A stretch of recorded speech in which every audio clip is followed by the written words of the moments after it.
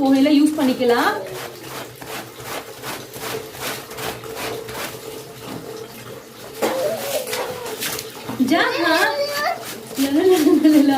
இவங்க கொலவா போடுறது அவங்களோட வேலை.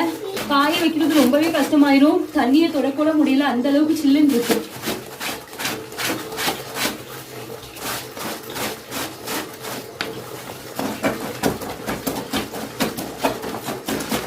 ஒரு வழியாங்க என்னோட ஸ்வெட்டரை நல்லா துவைச்சி எடுத்துட்டேன். இன்னைக்கு தண்ணியில வந்து பிழிஞ்சு காய வச்சோம் அப்படின்னா நல்லா காஞ்சிரும்.